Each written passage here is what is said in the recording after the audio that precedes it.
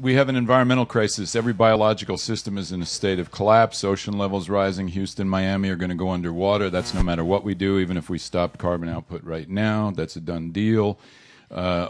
Species destruction, deforestation, soil erosion, etc.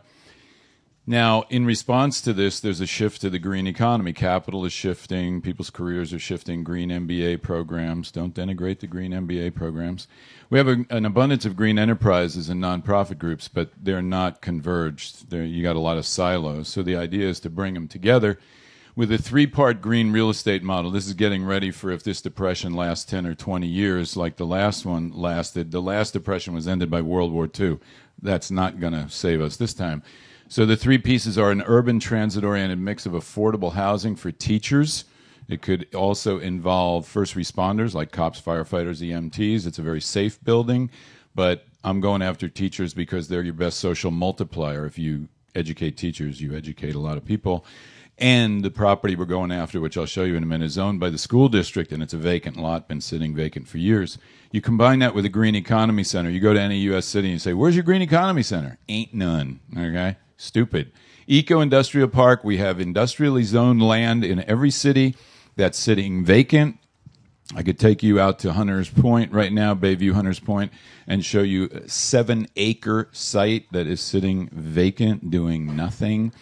That would be producing the compostable takeout containers, recycling, starter plants, all that biodiesel, et cetera, all these green economy ventures that are starting and cranking and showing good growth rates and getting investment capital, but they're scattered all over. They're not in the same place. The third is a rural property that combines a working farm, teaching farm, a retreat center for the urban groups, green careers training camp, and an intentional retirement community for people like me, the baby boomers. We don't want to live alone. We don't want to be a burden on our biological children. And we don't want to live in a golf course community in Phoenix. So what's the alternative? It's the eco farm.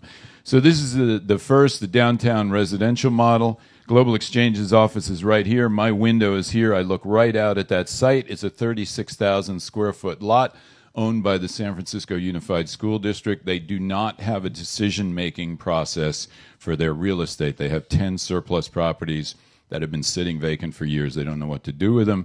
This is a mass transit hub. It's a BART station where some people won't get out because of the crack, heroin, and prostitution. The rule of thumb on crack is never smoke anything named after a part of your butt, but some crackheads don't quite understand that. So it's a combination of affordable green housing for teachers. The developer that we're working with has already done 3 of these projects in Santa Clara, San Mateo, and Kenyatta College. Turns out teachers like living with other teachers. 3-bedroom apartment for $1,500 a month with washer, dryer, et cetera, et cetera. This can be done. It just requires a nonprofit ethic coming in and finding the way to make it work financially. It creates well-paid green jobs in the inner city that will stay there, and it teaches the community how to restore our balance with nature. It unites retail, event space, offices, gardens, eco-gym, where all the stationary bicycles, rowing machines, etc., generate electricity. All the materials, the flooring, etc., are all eco products. San Francisco Department of the Environment has an eco-center plan that was designed by the same architect that I'm working with, where they will take about 13,000 square feet for an eco-learning center where the teachers could be trained. Youth center, we're in 8 high schools with an environmental service learning initiative.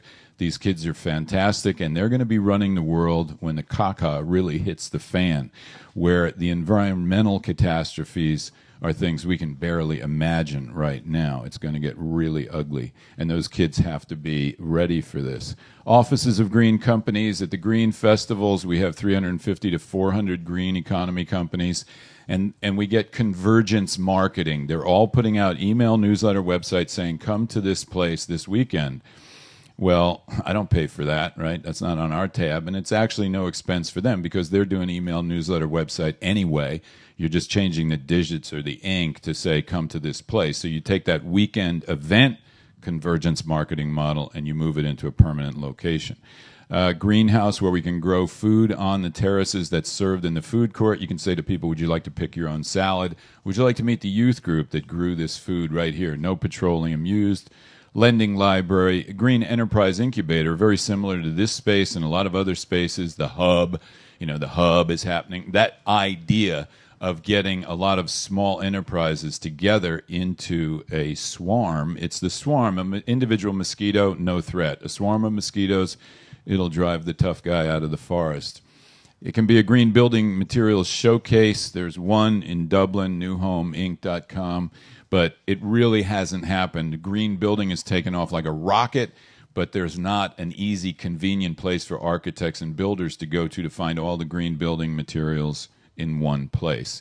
Convergence of the cutting-edge green building techniques will make the building a tourist attraction. Imagine a big glass front about 80 feet high, and behind it is just vegetation, just green. It looks like you pulled a mountain into the middle of the city.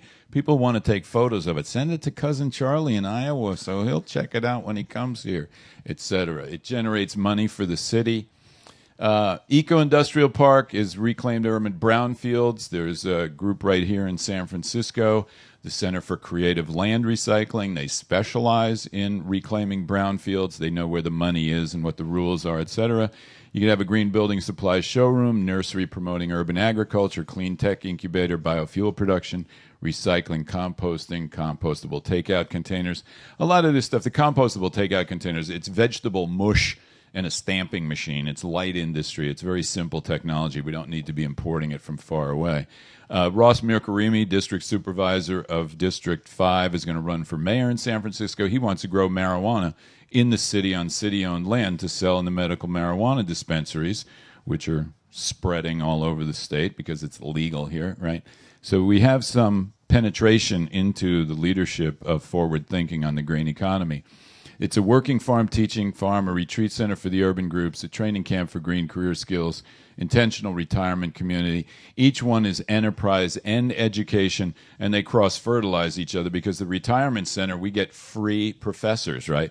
You get guys like me with PhDs. If I'm teaching one class a week, you don't need to pay me. I'm going to have fun interacting with these students. It's going to be a good time, right? So you teach a class, you do a little work in the garden, you goof off, you go for a swim in the swimming pool. The property we're working on is 155 acres, about an hour and a half north of here in Hopland, that's got 45 acres of organic wine grapes, 9 homes already on it. It's got a restaurant that seats 100 people next to a lake, et cetera, et cetera. Beautiful property. And it's all very difficult to raise the money, of course. So think about the way you can connect these three pieces. What we're trying to design here is the next economy. Assume that we have a massive disaster sometime in the future and 6 billion people die. The 500 million people left will do local green economy. The local green economy is the future. So with these three institutions, the downtown mass transit-oriented commercial residential, the eco-industrial park, and the social justice farm, or whatever you want to call the rural property, linked together, you've got a complete economy. You're growing your own food, you're making your own clothes, you're educating people who need to be educated, you're doing job training, et cetera, et cetera. You can see all sorts of ways in which these three real estate models can interact with each other. This is why we have to work on this green economy stuff. We have 865 military bases outside the United States that we're paying for right now. The force structure of the U.S. military is all wrong. It was created to fight a Soviet tank army in Eastern Europe. That is not the threat. It is now the threat is an ideologue with a suitcase bomb who is willing to die. You have no deterrent against someone who is willing to die. You don't want to get in a fight with somebody who's not afraid of dying. So we need to transform our military bases into eco-development platforms promoting green building technology, renewable energy, organic agriculture, urban agriculture, et cetera, et cetera. And that will make people like us and not want to kill us. And this is very serious because most Americans don't realize we are an empire.